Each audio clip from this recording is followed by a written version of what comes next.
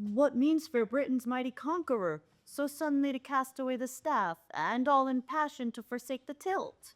My lord, this tribe of solemnize here is of mere love to your increasing joys, only expecting cheerful looks for all.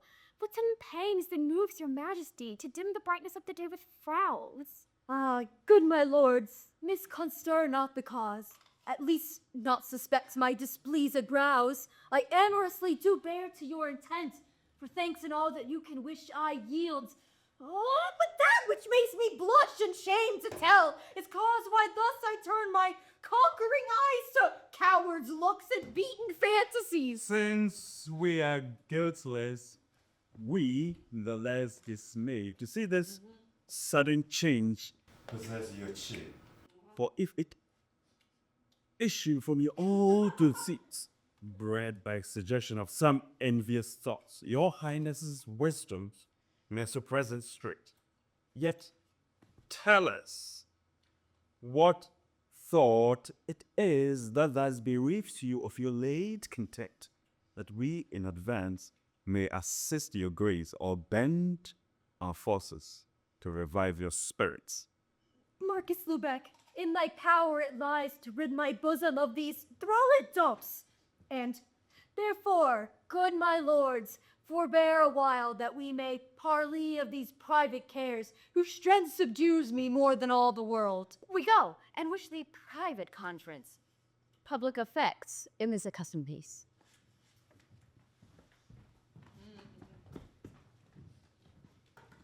Now, Marcus, must a conqueror at arms disclose himself thrall to unarmed thoughts, and, threatened of a shadow, yield to lust? No sooner had my sparkling eyes beheld the flames of beauty on this piece, but suddenly a sense of miracle imagined on thy lovely mistress's face made me abandon bodily regard and cast all pleasures on my wounded soul. Then, gentle Marcus, tell me what she is that thus thou honorst on thy boar-like shield, and if thy love and interest be such to justly give place to mine, that, if it be, my soul with honor's wings may fly into the bosom of my dear. If not, close them and stoop into my grave. If that be all renowned conqueror, advance your drooping spirits and revive the wonted courage of your conquering mind. For this picture painted on my shield is the true counterfeit of lovely Blanche, princess and daughter to the king of dames, whose beauty and excess of ornaments deserves another matter of defense, pomp, and high person to a tender state than I, Marcus Lubeck, anyway present. Therefore, her virtues I resign to thee, already shrined in thy religious breast, to be advanced and honored to the full. Nor bear I this an argument of love, but to renown fair Blanche, my sovereign's child, in every place where I by arms may do it. Marcus, these words breathe heaven unto my soul, and had I heaven to give for thy reward, thou shouldst be throned in no unworthy place.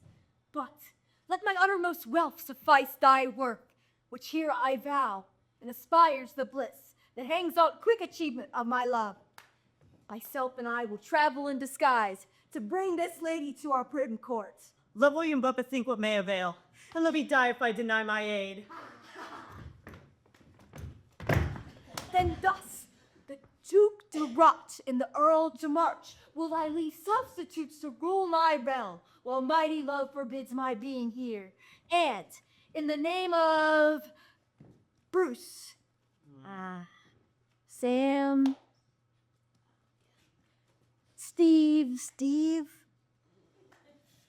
and in the name of Robert, and in the name of Sir Robert of Windsor, will I go with thee. Keep William secret, Marcus, and thou love him. Bright Blanche, I come. Sweet fortune favor me, and I will laud thy name eternally.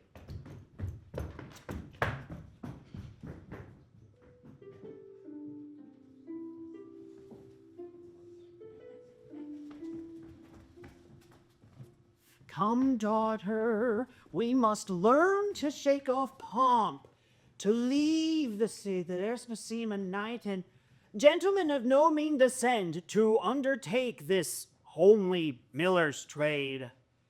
Thus must we mask to save our wretched lives, threatened by the conquest of this hapless isle, whose sad invasion by the conqueror have made a number such as we subject their gentle necks unto their stubborn yoke of drudging labor and base peasantry. Sir Thomas Goddard, now old Goddard, is Goddard, the miller of fair Manchester. Why should I not content me with this stage, as good Sir Edmund Trafford did, the flail?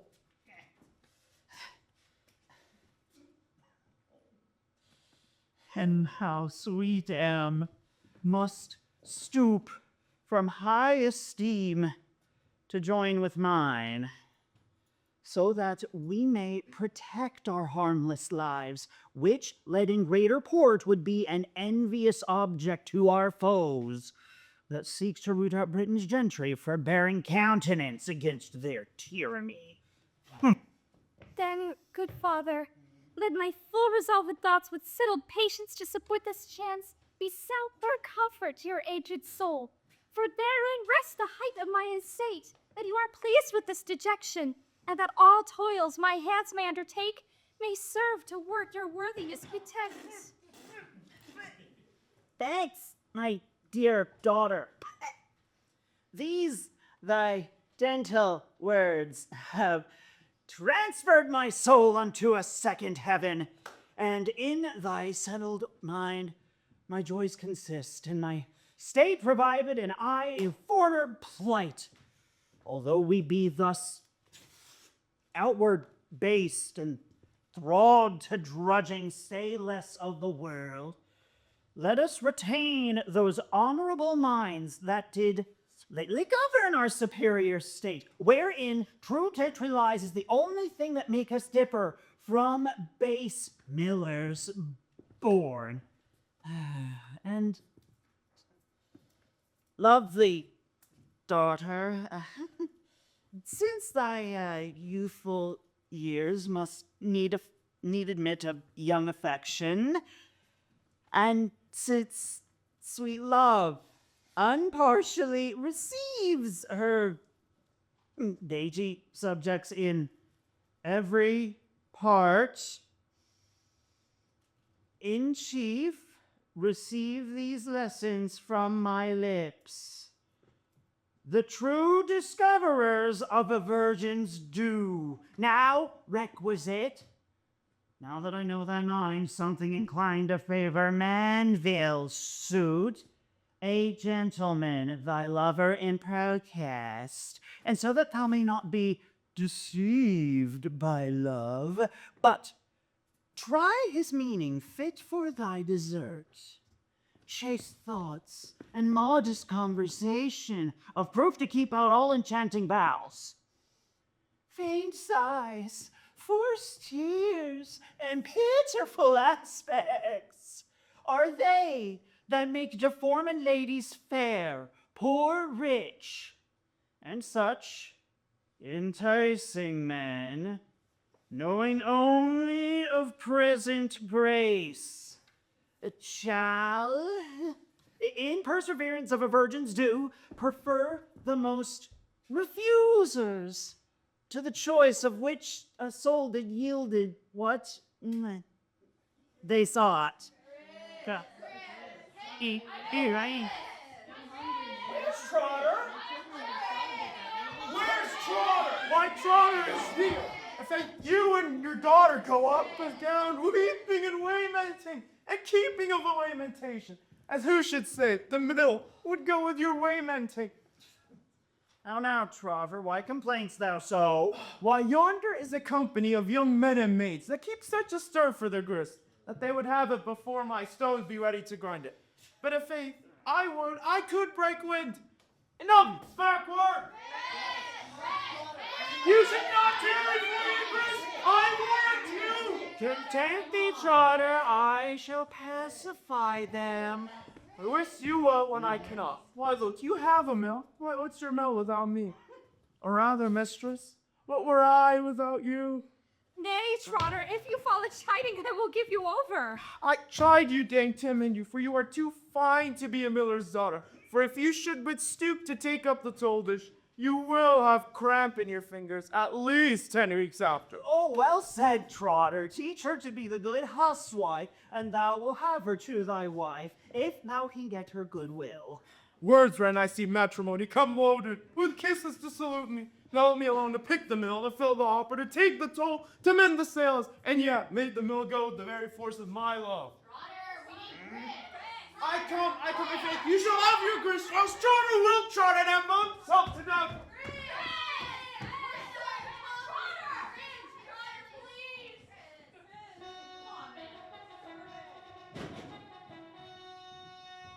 Lord Marquis Lubeck! Welcome home. Welcome, brave knight, unto the Denmark king.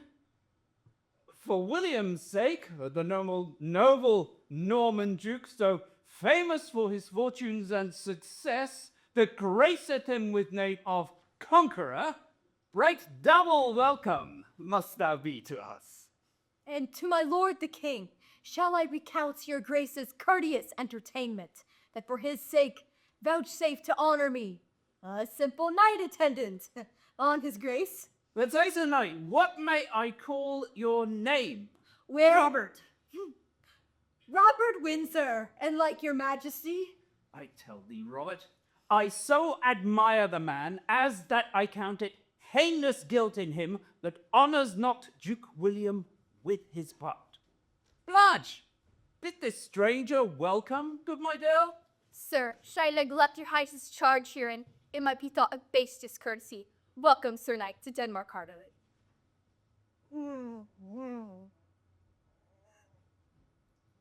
Thanks, gentle lady. Lord Marcus, what is she? The same as Blanche, daughter to the Kate, the substance of the shadow that you saw.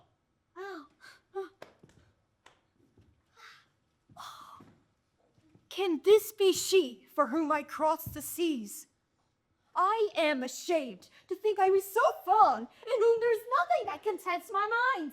Ill-head, worse-featured, uncomely, nothing courtly, swart in ill-favor, a collier sanguine skin. I never saw a harder favored wench. Love her for what? I can no wit abide her. Mariana, I have this day received letters from Swabia. Let me understand your ransom is collecting there with speed, and shortly shall be hither sent to us. Not that I find occasion of mislike my entertainment in your grace's court, but that I long to see my native tongue. Reason have you, madam, for the same. Lord Novice, I commit unto your charge the entertainment of Sir Robert here. Let him remain with you within the court to spend the time in solace and disport. I thank your highness, whose bounden I remain.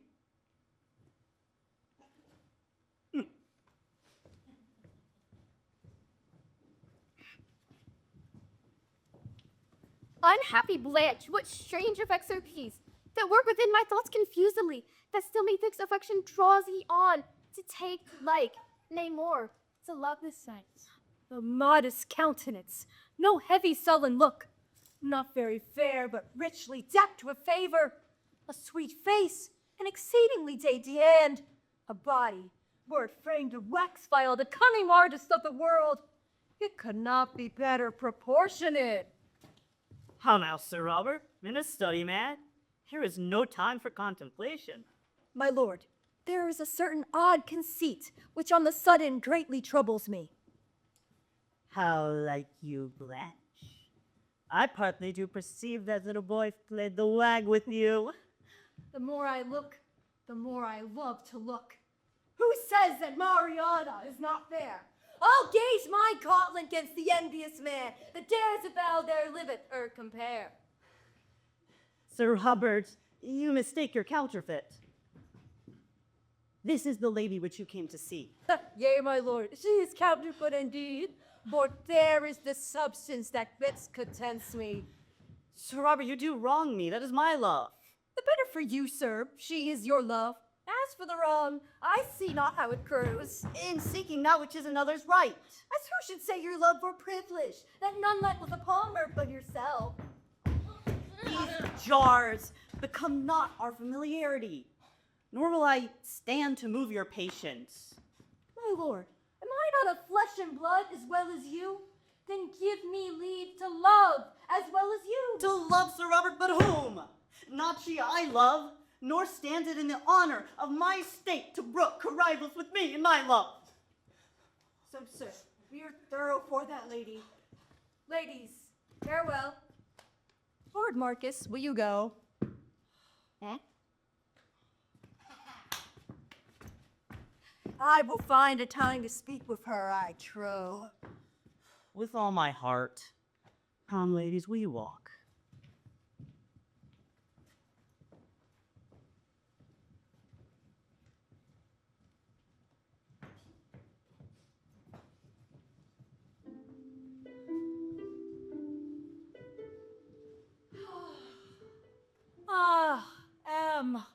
The subject of my restless thoughts, the anvil whereupon my heart doth beat, framing thy state to thy desert.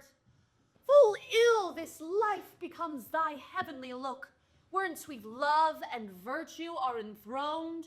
A bad world, where riches is esteemed above them both, in whose base eyes not else is bountiful. The miller's daughter, says the multitude, should not be loved of a gentleman, but let them greet their souls into the air. Yet will I still affect thee as myself, so thou remain constant in thy plighted vow. Oh, but here comes one. I'll listen to whose talk. Go, William Conqueror, and seek thy love. Seek thou a minion in a foreign land, whilst I draw back to court my love at home. The miller's daughter, of fair Manchester, hath bound my feet to this delightsome soil, and from her eyes do dart such golden beams that holds my heart in her subjection. He ruminates on my beloved choice. God grant he come not to prevent my cope. Oh, but here's another. Him I'll listen to. Nature or justice, not rules of thy art, to grace a peasant with a princess's fame. Peasant am I, so to master my love. Although a miller's daughter by her birth, yet may her beauty and her virtues well suffice to hide the plench of a path in hell. Go, William the Conqueror, And seek thy love, while I draw back and court my own the while, decking her body with such costly robes as may become her beauty's worthiness. Oh, the so thy labors may be laughed to scorn, and she thou sits in foreign regions, be darkened and eclipsed, and she arise by the one. Oh, I have chosen nearer home. What? Come see too to intercept my love? Then hide thee, Manville, to forestall such foes.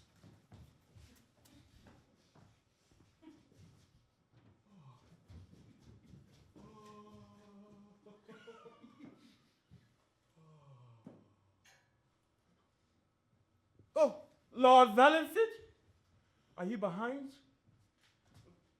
Zaken had chosen you to go with him. So shows he you. Therefore, I marvel much that both of us should linger in this sort. What may the king imagine of our stay? But tell me, just the thing that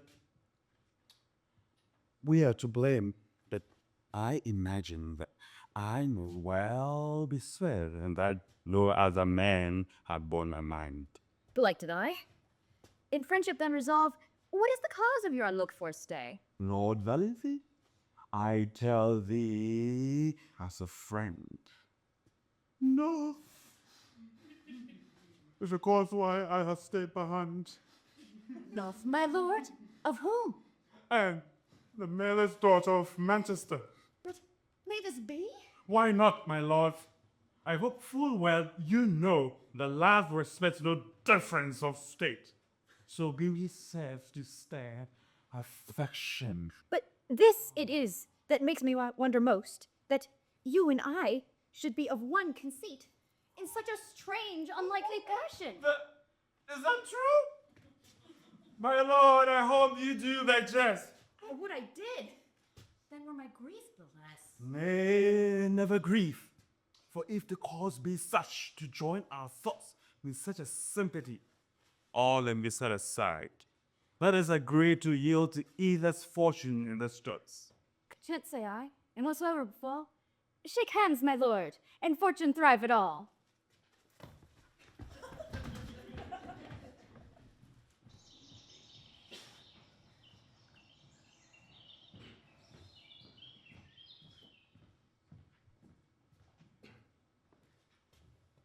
Trotter, where have you been? Where have I been?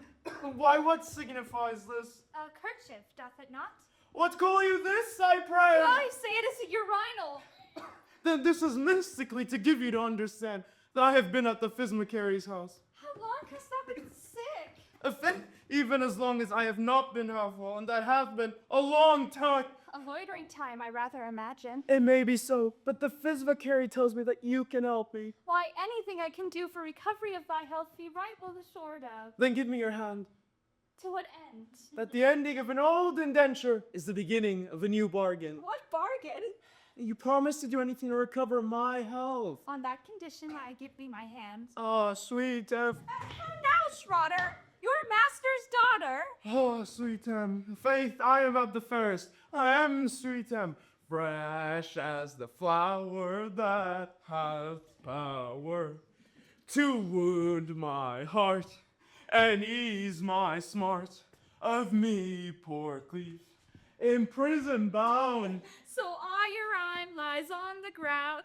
But what meaneth this? So mark the device for thee, my loveful sake. I was in hazard of my life. Thy promise was to make me whole and forward to be my wife.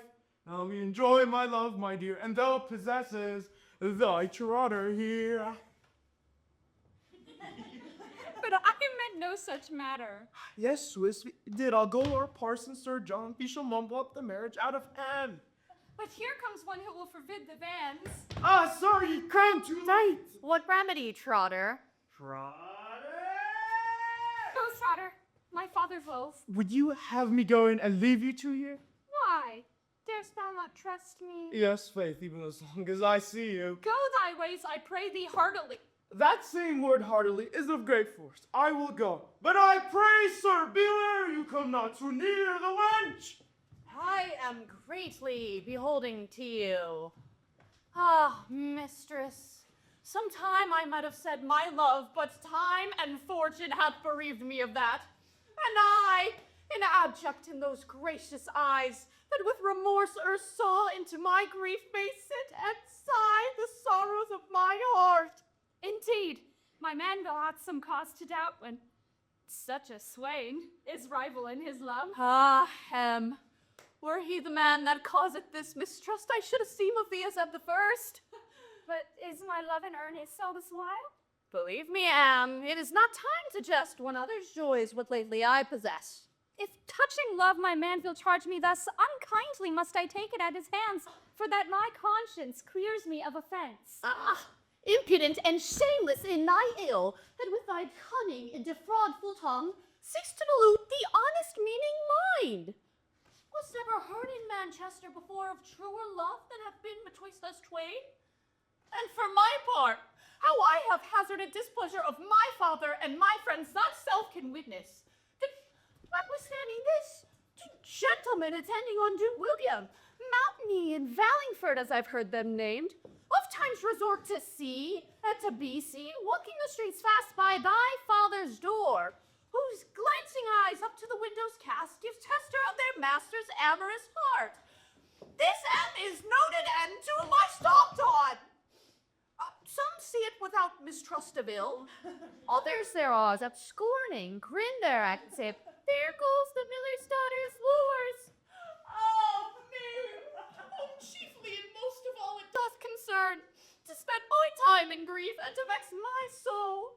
To think my love should be rewarded thus, and for thy sake abhor all womankind. May not a maid look upon a man without suspicious judgment of the world? Sight do move offense, it is the better not to see. But thou didst more, unconstant as thou art, for nothing thou hadst talk and conference. May a maid not talk with a man without his trust? To such men suspected amorous, I grieve to see my Manville's jealousy. Faithful love is all of jealousy. So did I love thee true and faithfully, for which I am rewarded most unfaithfully.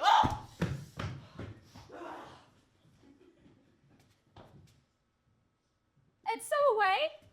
What, in displeasure gone? Elect me this bittersweet to gnaw upon? Ah, Manville, little wotest thou how near this parting goeth to my heart. Uncourteous love, whose followers reap reward of hate, disdain, reproach, shake infamy, the fruit of frantic men of jealousy. But here comes one of these suspicious men. Witness, my God, without desert of me, for only Manville honor I in heart, nor shall such unkindness cause me from him to start. For this good fortune, Venus be thou blessed to meet my love. Oh, the mistress of my heart, where time and place Give the opportunity up full to let her understand my love. Fine mistress, says my fortune so well, here you are word. What meaneth this? Nay, stay. Fair Anne. I am going homeward, sir. Yes, stay, sweet love, to whom I must disclose the hidden secrets of a lover's thought, not doubting that you find such kind remorse as naturally as you're inclined to. The gentleman, your friend, sir. I have not seen him these 4 days at the least. What's that to me? I speak not in person of my friend, but for myself, whom if the love deserve to have regard, being honorable love, not base affairs of loose, lascivious love, whom youthful wantons play and dally with, but that unites in the honorable bands of haughty rights, and less the sacred love that goes. What mean you, sir, to keep me here so long? You keep a-prattling with your lips, I see. I cannot understand you by your signs, and never a word you speak that I can hear. What? Is she deaf? a great impediment. Yet, remedies there are for such defects. Oh, sweet Anne, it is no little grief to me to see while nature, in her pride of art, had wrought perfections rich and admirable. Figure me, sir? To thee, my only joy. I cannot hear you. Oh, plague of fortune! Oh, hell! Without compare, what puts it us to gaze and not enjoy? Farewell, sir. Farewell, my love. Nay, farewell, life and all. Could I procure redress for this infirmity? It might be means she would regard my suit. Unacquainted with the king's physicians, amongst the which There is one mind unafraid, Senior Alberto, a very learned man. Oh, his judgment will I have to help this ill. If art could make thee whole again, I'll buy that science for thee, although it cost me dear. But Mount is safe. Oh, this may be the deceit, and matter feigned only to delude thee, and not unlike Geraff's by Vadenfit. He likes fair Anne, and well as I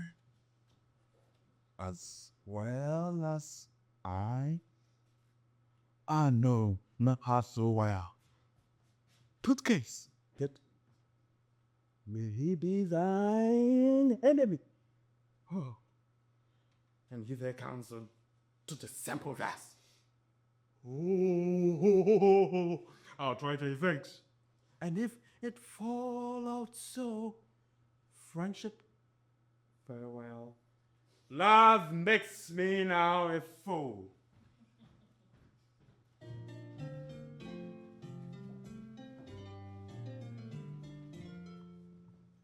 Trust me, my lord. I'm sorry for your furt. Gramercy, madam, but it is not great. Near thrust, pricked with a rapier's point. How grew the quarrel, my lord? Sweet lady, for thy sake, there was this last night 2 mats. In one party, myself the foremost, the other strangers were. Amongst the which, when the music began to sound the measure, each masker made choice of his lay, and one more forward than the rest at towards thee, which I perceiving, thrust aside, and took thee myself. It was taken me so apart that if I coming out the court gate were jostling together, it was my chance to be thrust in the arm. The doer thereof, because he was the original cause of the disorder at that inconvenient time, was presently sent forth to answer for the matter. And I think here he comes. What? Sir Robert of Windsor? How now? The fate, my lord, prisoner. But what ails your arm? Hurt the last night by mischance. What? Not in the mask. At the court gate? Yes, trust me there. Why then, my lord, I thank you for my night's lodging. And I you for my hurt if it were. Jailer away, I discharge you of your prisoner. My lord, you offered me disgrace to shoulder me. Ah, my lord, I knew you not, and therefore you must pardon me. Rather it be thought of me of mere simplicity, but to skin other dams of my mistress' disguise, and myself in presence. But seeing as it was our habits to identify each other unwillingly, let us be content with our harms and leave fault where it was, and so become friends. The faith, my lord, I will be content with my night's lodging, if you be content with your hurt. Not content that I have it, but content to forget how I came by it. Oh, my lord, here comes Lady Blanche. Let's away! With goodwill. Lady, will you stay? Madam. Marion, as I'm grieved with thy presence, so I'm not offended for thy absence, and were it not a breach to modesty, thou shouldst know before I left thee. How near is this humor to madness? If you hold on, as you begin, you are in a pretty way to scold him. To scolding, huswife? Madam, here comes wine. Ver Duffengy. Fellow, wouldst thou have anything with anybody here? I have a letter to deliver to the Lady Mariana. Give it me. There must none but she have it. Go to, foolish fellow. And therefore, to ease the anger I sustain, I'll be so bold as to open it.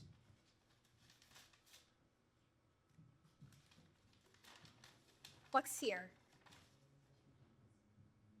Sir Robert greets you well? You, mistress, his love, his life. Oh, amorous man, how entertains his new mistress? And bestows on Lubeck, his odd friend, a whole nightcap to keep in his wit. Naya, do you have this courtesy read my letter, yet I pray you keep it you. Then take it. There, and there, and there. How far does this differ from Marius'? Yet will I gather up the pieces which happily may show to me the intent thereof, though not the meaning.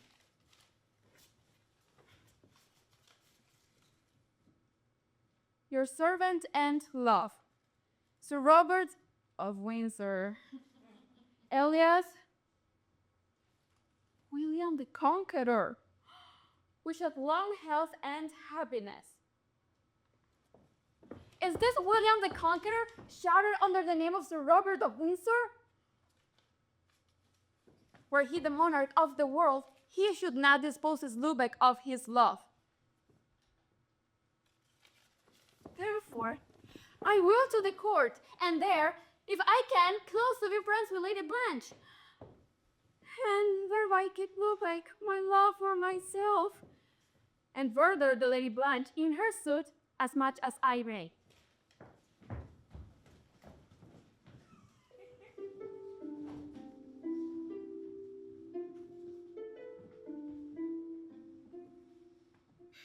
Jealousy, that sharps the lover's sight and makes to conceive and construct his intent, has so bewitched my lovely Manville's senses that he misdoubts his Anne who loves his soul. He doth search her rivals in his love, which how untrue it is, be judged, my God. But now no more. Here cometh Vallingford. Shift him off, as thou hast done the other. See how fortune presents me with the hope I looked for.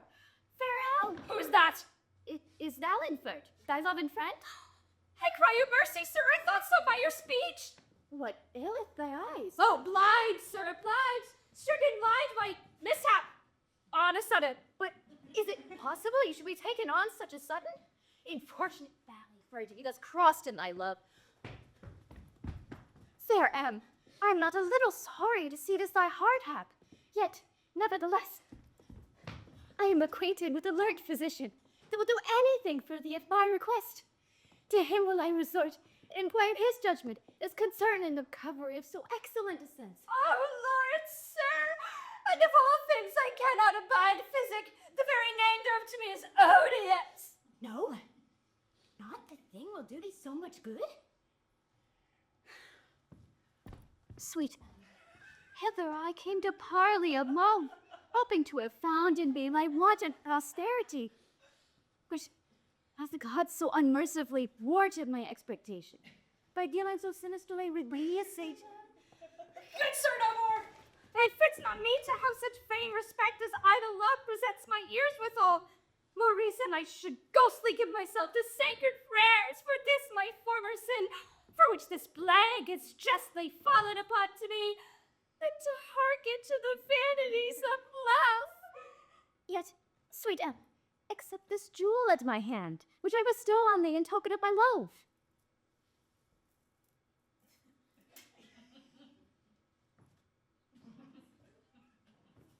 Jewel, sir? What pleasure can I have in jewels, treasure, or any worldly thing that wants my sight that should discern thereof? Oh, sir, I must leave you. The pain in mine eyes is so extreme, I cannot long stay in a place. I take my leave. Suze, what a cross is this time I can cease? But, Vallingford, search the depths of this device. Why, may not it be feigned subtlety, by Fountain's invention, to the intent that I, on seeing such occasion, should leave off my suit and no longer persist to solicit her love? I'll try the event, if I can, by any means, perceive the effect of this deceit to be procured by his means, friend Mountney. The one of us is like to repent our bargain.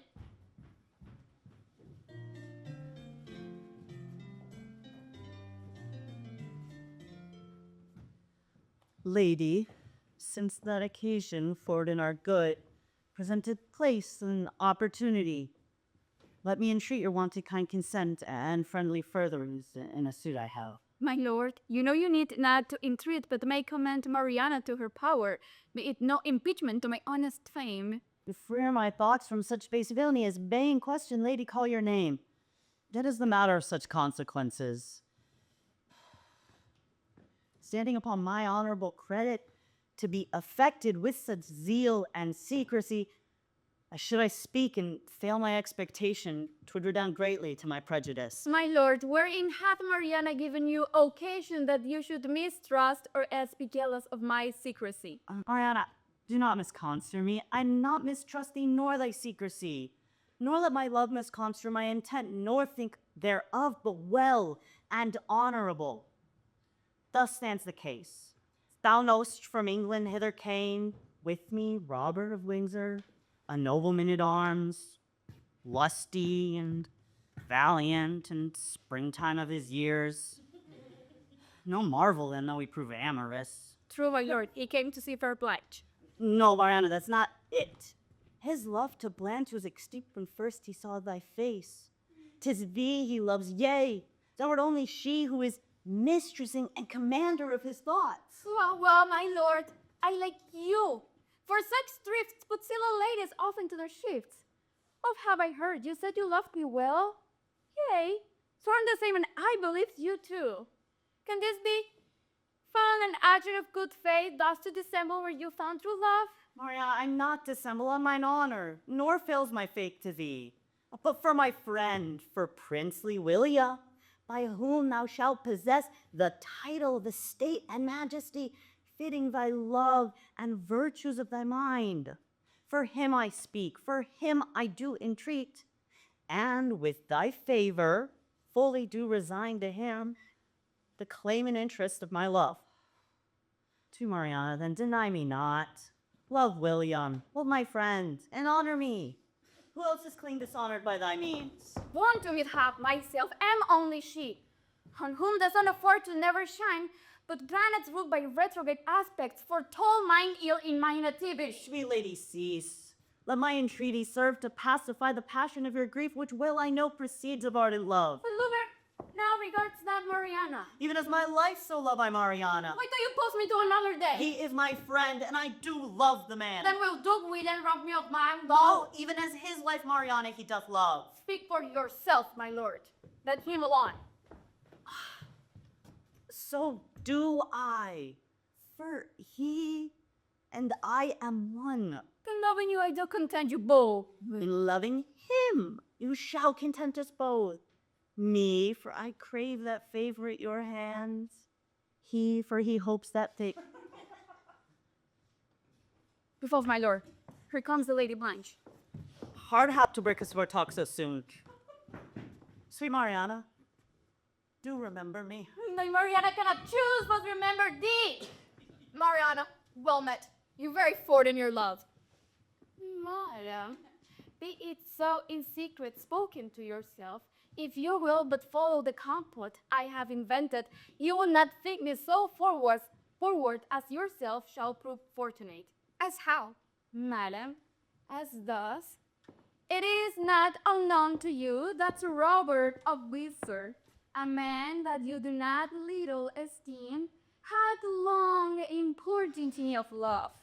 But prayer and I will be found fault or unjust to the Marquis Lubeck, I will, as did the constant Lady Penelope, undertake to effect some great task. What of all this? The next time that Sir Robert shall come in his wonted sword to solicit me with love, I will seek to agree, like of anything that the knight shall demand, so far forth as it be no impeachment to my chastity.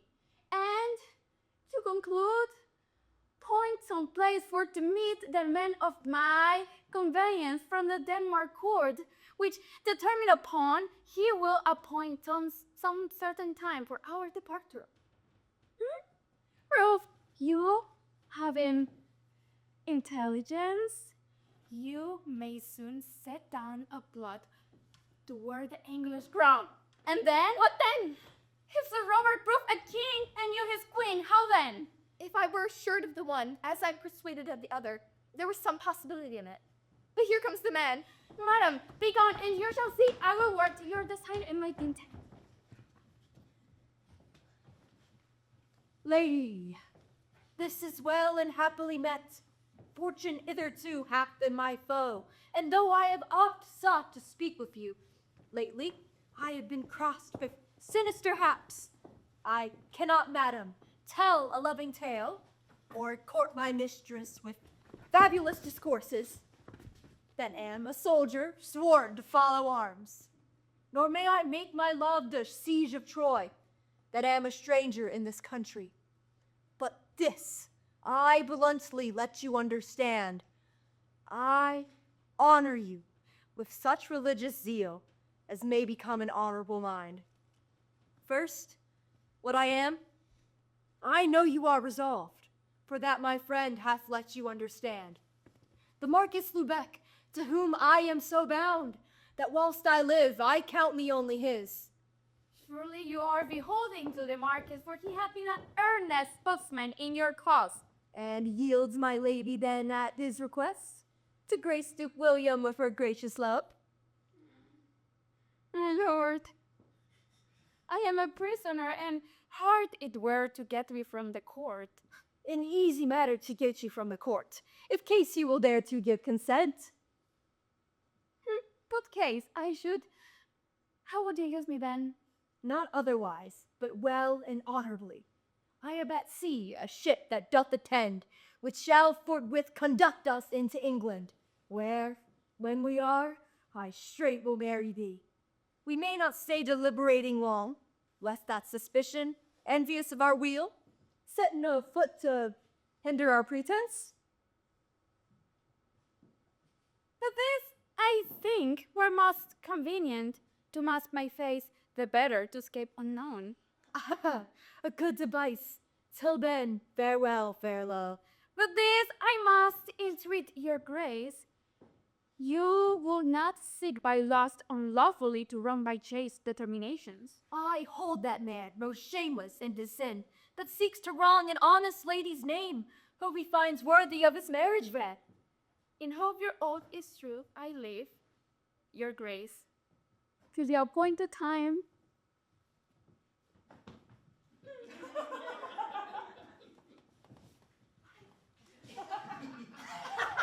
Oh, happy William, blessed in thy love, most fortunate Mariana's love.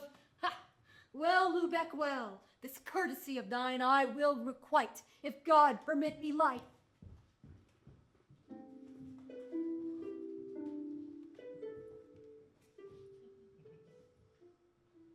Valentine, so hardly I digest an injury thou hast preferred me, as were it not that I detest to do what stands not in the honor of my name. Thy death should pay thy ransom of thy fault. And mount me, had not my revenging wrath, incensed with more than ordinary love, been such for to deprive thee of thy life, thou hadst not lived to brave me as thou dost.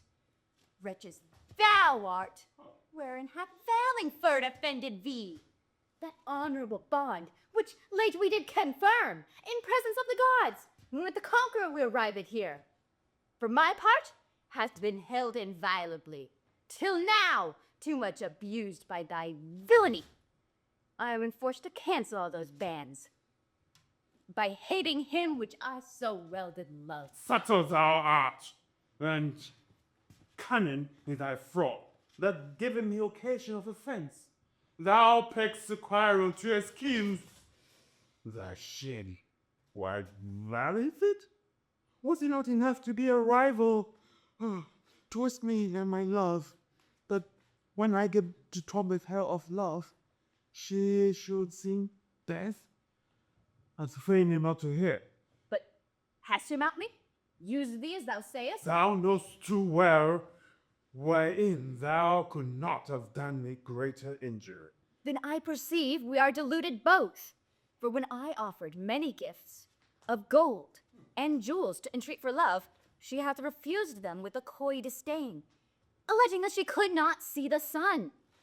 The same conjectured I to be thy drift, that, feigning so, she might be rid of me. But like did I by thee. But are these not natural impediments? In my conjecture, merely counterfeit. Therefore, let's join hands in friendship once again, since if the jar grew only by conjecture. With all my heart, yet will we try the truth here. With right goodwill, we will straighten to our fathers, there to learn whether it be so or no.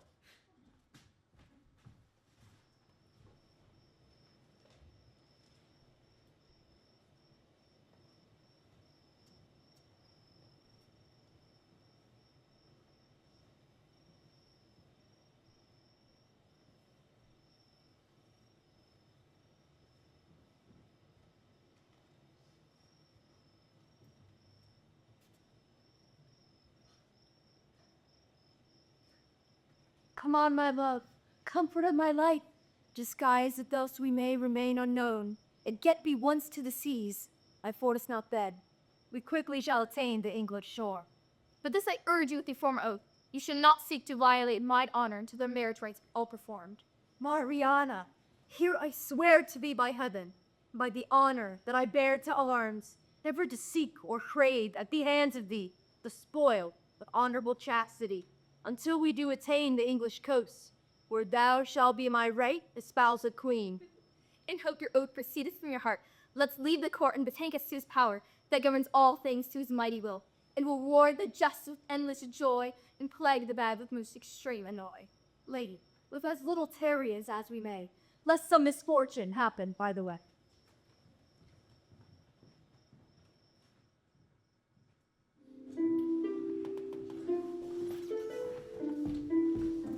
I tell you, sir, it is no reek to me that you should so heartily conceit of my daughter, whose honest report, though I say it, were never blotted with any title of defamation. Father Miller, the repair of those gentlemen to your house have given me great occasion to this luck. And as for those gentlemen, I never saw in them any evil entreaty, though had they profited her chaste mind, have proof enough to prevent it. Those gentlemen are as honest as ever saw. For faith, one of them gave me 6 pence to fetch a quart of sour. See, master, here they come. Trotter, call him. Now they're here together, I'll have the matter thoroughly debated. Father, well met. We are come to confer with you. Nay, with his daughter, rather. Thus it is, father. We are come to crave your friendship in the matter. Gentlemen, as you are strangers to me, yet by the way of courtesy, you may demand any reasonable thing at my hands. What? Is the matter so forward they came to crave his goodwill? It is given us to understand that your daughter is suddenly become both blind and deaf. Mary, God forbid. I have sent for her. Indeed. She hath kept her chambers this 3 days. It were no little grief to me if it were so. This is God's judgment for her treachery. Gentlemen, I fear your words are true. See where Trotter comes leading of her. What ails my am? Not blind, I hope. Mount me and Vallingford together? And Manville, to whom I have faithfully vowed my love. Now am quickly help thyself. This is no dissembling talent. If it be, it is cunningly contrived of all sides. Trotter! As thou lovest me, keep my counsel and justify whatsoever I say, and I'll largely requite thee. That's as much as to say as you would tell monstrous, terrible, horrible, outrageous lie, and I shall soothe it. No, fair lady. My present extremity wills it. If thou lovest me, Trotter. That same word, love, makes me do anything. Trotter, where's my father? Why, what a blind dunce are you? Can you not see? He standeth right before you. Is this my father? Good father, give me leave to sit where I may not be disturbed, so God hath visited me of my sight and hearing. Sweet Am, how came this blindness? Thy eyes are lovely to look upon, and yet have lost the benefit of their sight.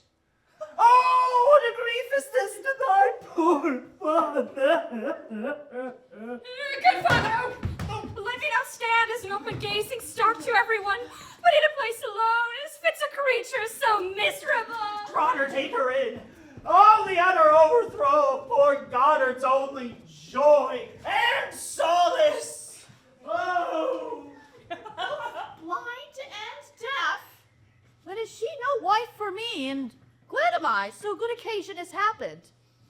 Now, will I away to Westchester leave these gentlemen to their blind forges? Since fortune has thus spitefully crossed our hope, let us leave this quest and hearken after our king, who is at this day landed at Liverpool. Come, my lord, I'll follow you.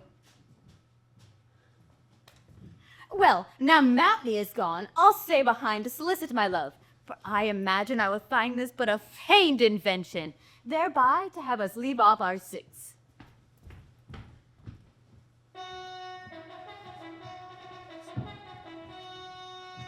Well, Lubeck, well, it is not possible, but you must be consenting to this act. Is this the man so highly you extolled, and clever, so hateful to his friend? Since was he came with thee into the court, what entertainment, what countenance he hath received, none better knows than thou.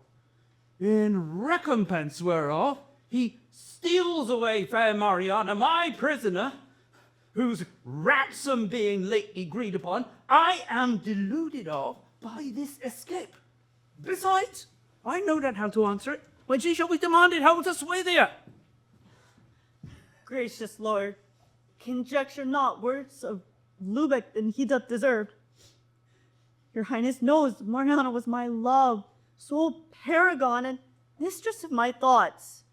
Is it likely I should know of her departure wherein there is no man more injured than I? That carries reason, Marquis, I confess. Call forth, my daughter. Yet I am persuaded. The cheap poor soul suspected not her going, for as I hear, she likewise loved the man which he, to blame, did not at all regard. My lord, here is the Princess Mariana. 'Tis your daughter's conveyed away. What? My daughter gone? Now, Marquis, your villainy breaks forth. This match is of your making, gentle sir, and you shall dearly know the price thereof. Knew I thereof, or that there was intent in Robert thus to see your highness's daughter, let heaven's injustice presently confound me. Not all the protestations thou canst use shall save thy life. Away with him to prison.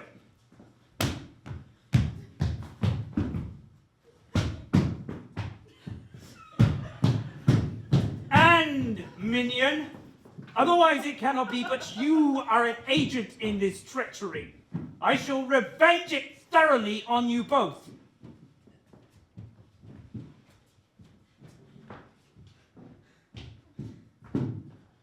Away with her to prison!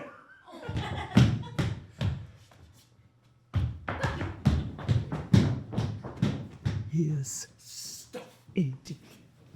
My daughter stolen away?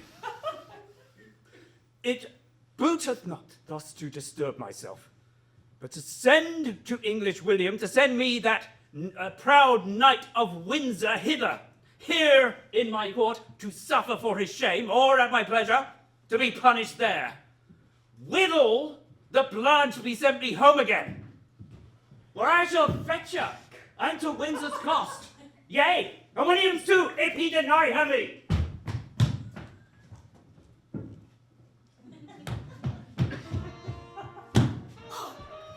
cross, could any plague be worse?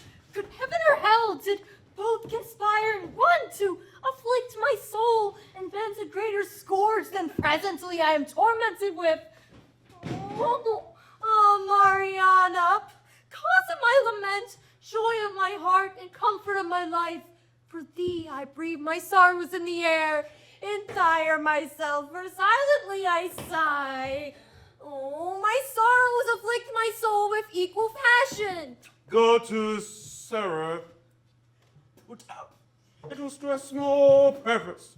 Hence, villain, hence, dare you lay your hands upon your sovereign? Well, sir, we will deal for that. Oh, here comes one who will remedy all this. My lord, watching this night in the camp, we took this man and know not what he is, and in his company was a gallant dame, a woman fair in outward show she seemed. That her face was maxed, we could not tell the grace and favor of her countenance. Tell me, good fellow, of whence and what thou art. Why do you not answer, my lord? It is too scorn to answer. And takest thou scorn to answer my demand? Thy proud behavior very well deserves any misdemeanor at the worst be construed. Why, dost thou neither know nor hast thou heard that in the absence of the Saxon Duke, Demarge it his especial substitute to punish those that shall offend the law? In knowing this, I know thou art a traitor, a rebel, and a mutinous conspirator. Why, Demarge? Knowest thou who I am? Pardon, my dread lord, the error of my sense and misdemeanor to your princely excellency. Why, Demarche, what is the cause my subjects are in arms? Free are my thoughts, my dread and gracious lord, from treason to your state and commonwealth. Only revengement of a private grudge my Lord Durot lately proffered me, that stands not with the honor of my name, is cause I have assembled my guard. Some men in arms who may withstand his force, whose settled malice aimeth at my life. Welcome. Let us go. I fear I shall find traitors of you both.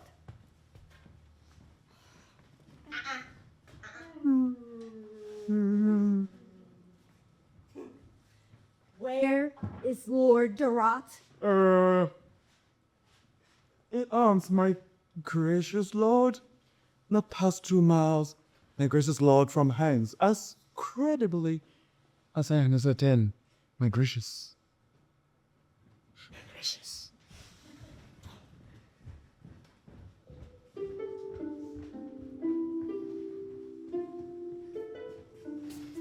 Indeed, sir, it would do very well if you can entreat your father to come hither. But if you think it be too far, I care not much to take horse and ride to Manchester. I am sure my daughter is content with either. How sayest thou, Eleanor? Art thou not? As you shall think best, I must be contented. Well, Eleanor, farewell. Only thus much I pray, make all things in readiness, either to serve here or to carry thither with us. As for that, sir, take you no care. And so I betake you to your journey.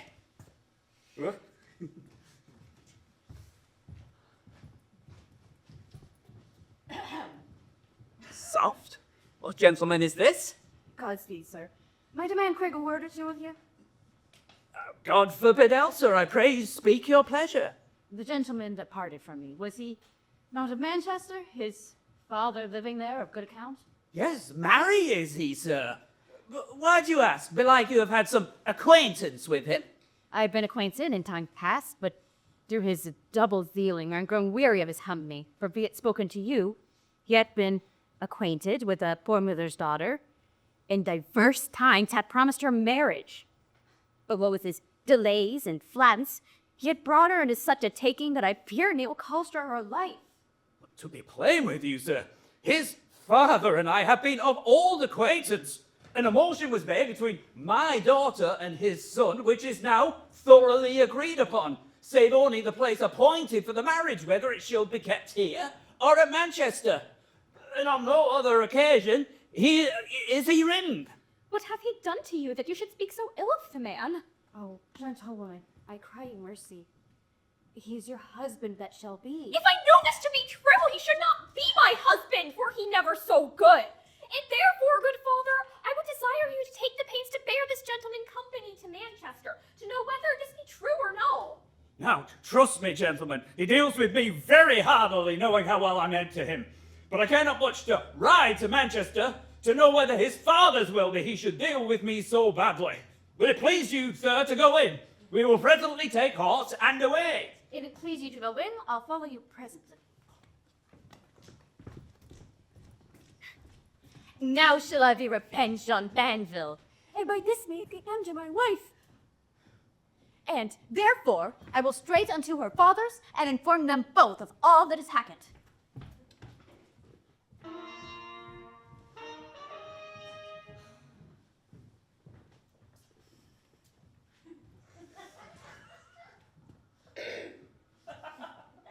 What news with the Denmark ambassador?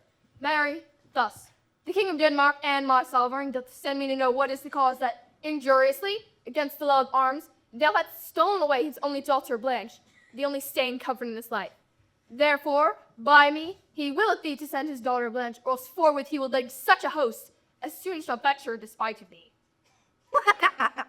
Ambassador, this answer I return to thy king. He willeth me send his daughter Blanche, saying I conveyed her from the Danish court, that never yet once did think thereof. As for his menacing and daunting threats, I nil regard him, nor his Danish power.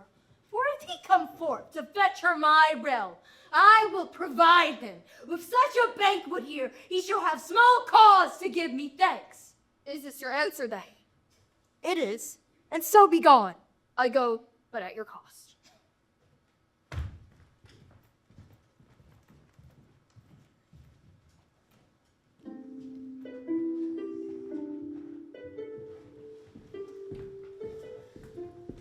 Alas, gentlemen, why should you trouble yourself so much considering the imperfection of my daughter, which is able to withdraw the love of any man, as already it hath been done in her first choice?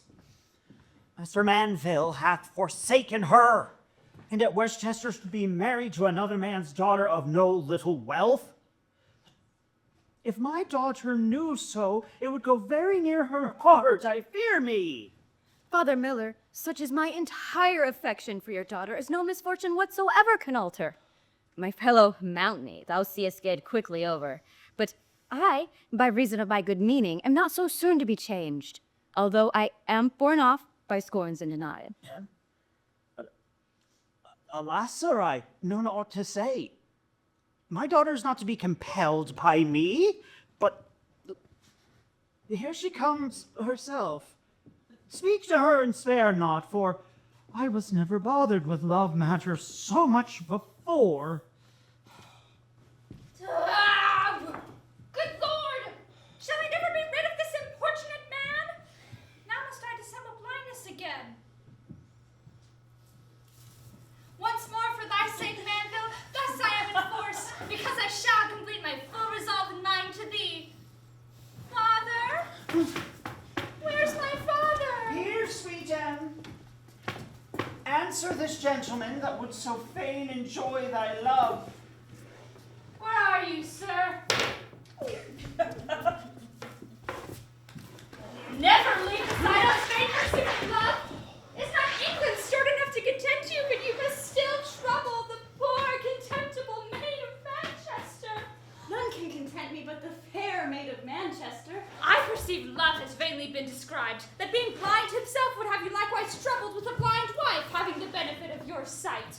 But neither follow him so much in folly, but love one in whom you may better delight. Father Miller, thy daughter shall have honor by granting me her love. I am a gentleman of King William's court, and no mean man in King William's favor. If you be a lord, sir, as you say, you offer both yourself and me great wrong. Yours as apparent and loving and orderly, for which you rashly endure reproachment. Mine as open and evident, that being shut from the vanities of this world, you would have me as an open gazing stock to all the world. For lust, not love, yields you into this error. From the wine keep me as well as I may, and yield the other to none but my father, as I am bound by duty. Right, fair Anne. Manville hath forsaken thee, and must at Westchester be married, which, if I speak otherwise than true, let thy father speak what credibly hath heard. Can you be assured if the words he spake were concerning Manville? Indeed, I have not seen him these many days, which have made me marvel at his long absence. Have I dissembled for thy sake, and dost thou now thus requite it? But, father, are you assured if the words he spake were concerning Manville? Alas, daughter. So it is brought forth, I must needs confirm it. Master Manville hath forsaken thee, and at Westchester is to be married to another man's daughter of no little wealth. His own father procures it, therefore dare I credit it, and do thou believe it. For trust me, daughter, it is so. Then, good father, pardon the injury I have done to you, only causing your grief, by overfond affecting a man so truthless. And you likewise, sir, I pray hold me excused, as I hope this cause will allow sufficiently for me. My love for Manville, thinking he would requite it, hath made me double with my father, with you, and many others, which I will no longer keep from you. That enticing speeches should not beguile me, I have made myself deaf to any but to him.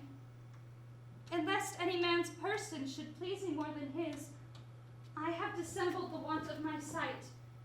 Both which shadows of my irrevocable affection I have not spared to confirm before him, my father, and all other amorous solicitors.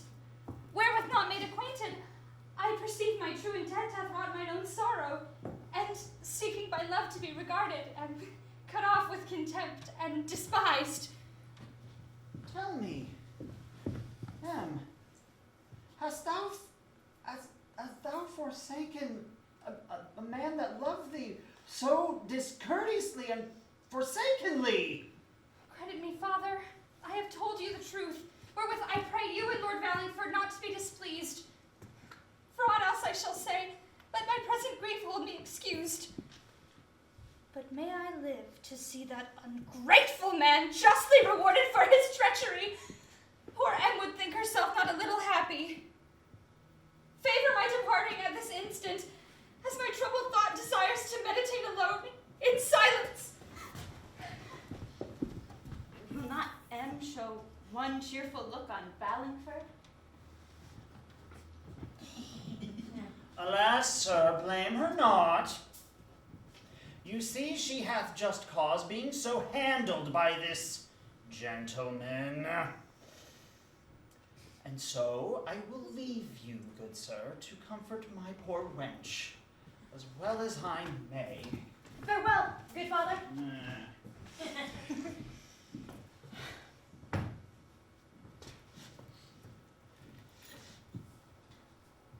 Huh.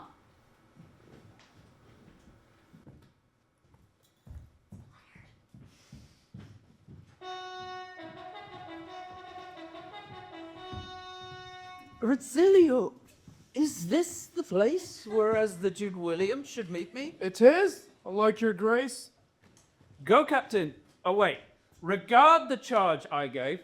See all our men be marshalled for the fight. Dispose of the wards as lately was devised, and let the prisoners under several guards be kept apart until you hear from us. Let that suffice. You know my resolution. If William, Duke of Saxon, be the man that by his answer sent us, he would send not words but wounds, not parleys but alarums must be decider of this controversy. I am parley with the prince myself. Should Sweno by this parley call you fork upon intent injuriously to deal, this may offer too much opportunity. No, Demarch. That were a breach against the law of arms. I see that Sweno was a master of his word. Swenem, William of Saxony greeteth thee, either well or ill, according to thy intent. If well thou wish to him in Saxony, he bid thee friendly well as he may. If ill thou wish to him in Saxony, he must withstand thy malice as he may. Herein, Sweno, dost thou abase the state to protect the peace by which our ancestors hath heretofore been honorably kept? And should that peace forever have been kept, had not thyself been author of the breach, nor stands it with the honour of my state, or nature of a father to his child, that I should so be robbed of my daughter, and not to the utmost of my power, revenge so intolerable an injury. Is this the color of your quarrel, Sweno? I well perceive the wisest men may err. And think you I conveyed away your daughter Blanche? Art thou so impudent to deny thou didst, when the proof thereof is manifest? What proof is there? Thine own confession is sufficient proof. Did I confess I stole your daughter Blanche? Thou didst confess thou hadst a lady hence. I have and do. Why, that was Blanche, my daughter. Nay, that was Mariana, who wrongfully thou detainnest prisoner. Shameless! Persisting in thy ill, thou dost maintain a manifest untruth, as she shall justify unto thy teeth. Resilio, fetch her and the Marquis hither. It cannot be so. I should be so. I heard this night among the soldiers that in their watch they took a pensive lady who at the appointment of Lord Durrad is yet in keeping. What she is, I know not, only thus much I overheard by chance. And what's of this? It may be Blanche, the King of Denmark's daughter. It may be so, but on my life it is not. Yet to march. Go and fetch her straight.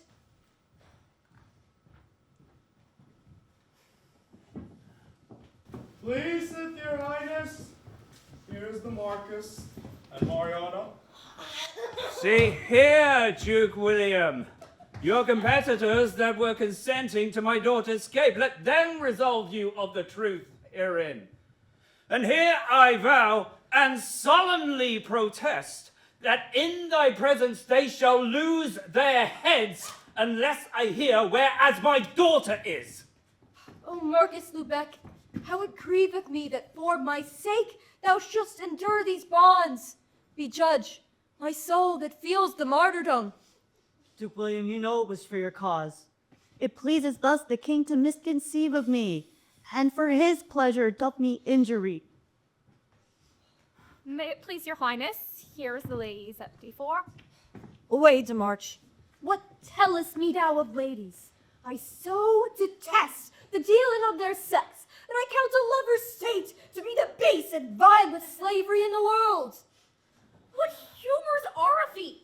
Here's a strange alteration.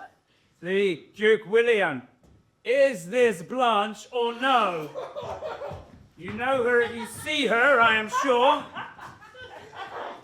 Sweno, I was deceived, yea, utterly deceived. Yet this is she, the same as Lady Blanche, and for mine error, I am content to do whatsoe'er Sweno shall set forth. Oh, how cruel, Mariana, thus to use the man which loved and honored thee with his heart. Well, first I came into your highness's court, and William often imported me of love. I did advise to ease the grief your daughter did sustain that she should meet Sir William, mass, as it were.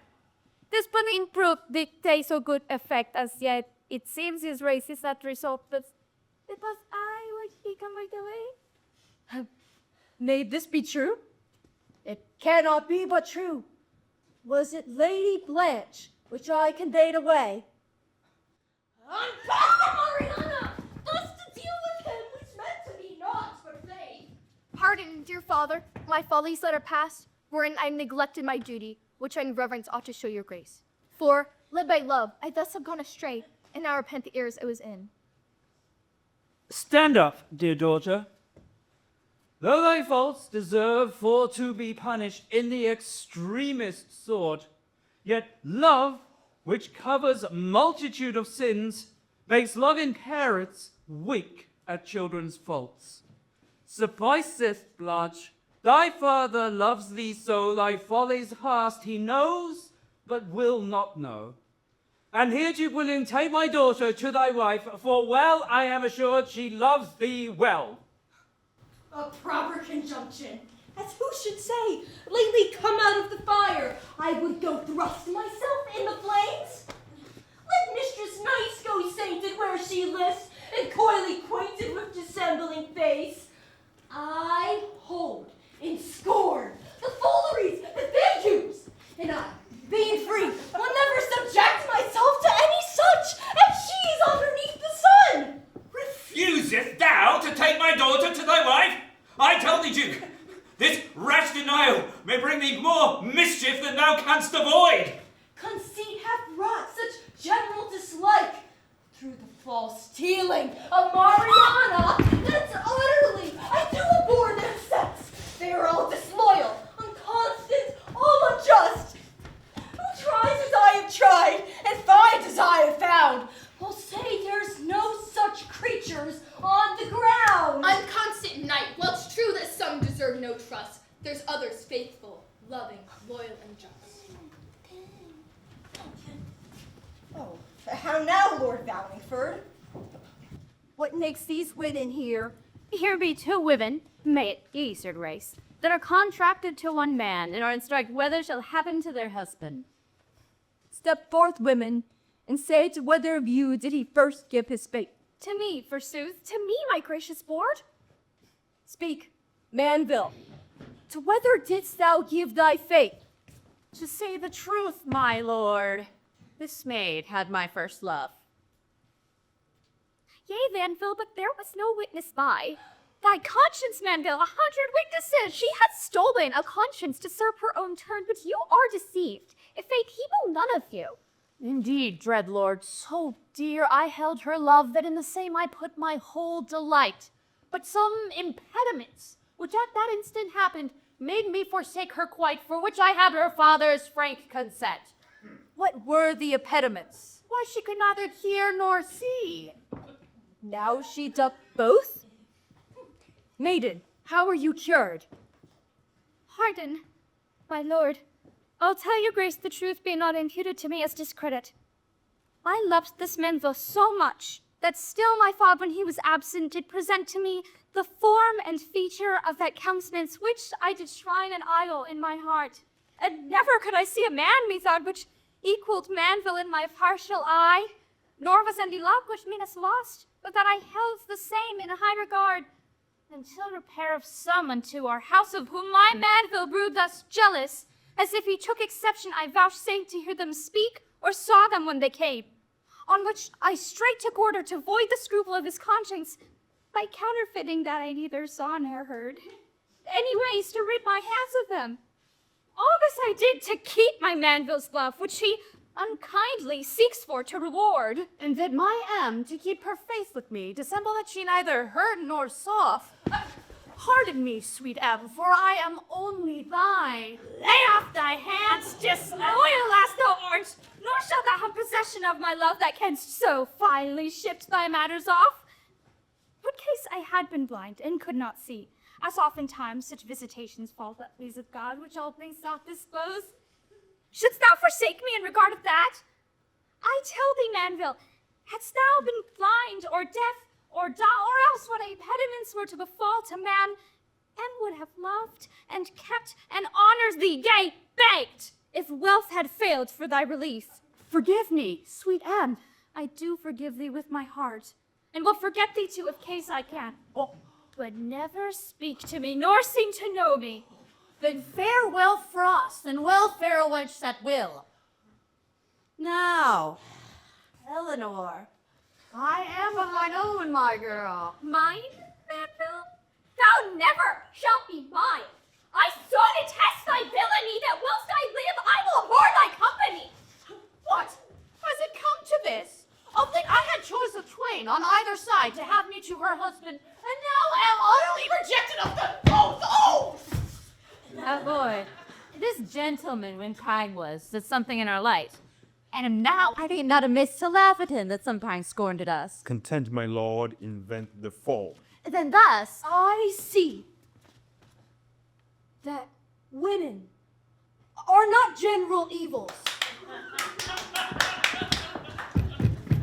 Blanche is fair. Methinks I see in her a modest countenance, a heavenly blush. Swin, receive a reconciled foe, not as thy friend, but as thy son-in-law, if so that thou be thus content. I joy to see your grace so tractable. Here, take my daughter Blanche, and after my decease, the Denmark crown. Now, sir, how stands the case with you? I am partially persuaded as your grace is, my lord.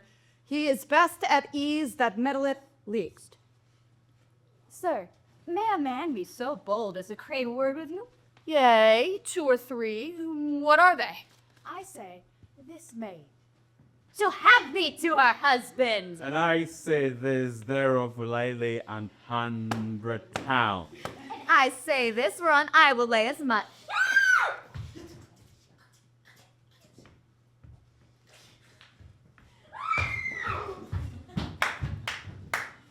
And I say neither. What say you to that? If that be true, then are we both deceived. Why, it is true, and you are both deceived. In mine eyes, this is the properest wench. Might I advise thee, take her unto thy wife? It seems to me she hath refused him. Why, there's the spite. If one refuse him, yet may he have the other. He will ask but her goodwill, and all her friends is. Might I advise thee, let them both alone. Yea, there's the course, and thereon will I stand. Such idle love henceforth will I detest. The pox will eat up the race. Why? I know full well if I their hand too high. And may it be a millen's daughter by her birth. I cannot but think she is better born. Sir Thomas Goddard hight this reverend man, famed for his virtues and his good success, whose fame hath been renowned through all the world. Sir Thomas Goddard, welcome to thy prince. Huh? And fair Anne, frolic with thy good father. As glad am I to find Sir Thomas Goddard as good Sir Edmund Trafford on the plains. He like a shepherd, and thou our country miller. And longer let not Goddard live a day than he in honor loves his sovereign. But say, Sir Thomas, shall I give thy daughter? Goddard and all he hath doth rest at the pleasure of your majesty. And what says M to lovely Ballingford? It seemed he loved you well, that for your sake durst to leave his king. And rests at the pleasure of your highness, and would I were a wife for his desert. Then here, Lord Vallingford, receive fair Anne. Here, take her, make her thy espoused wife. Then we go in that preparation may be made to see these nuptials solemnly performed.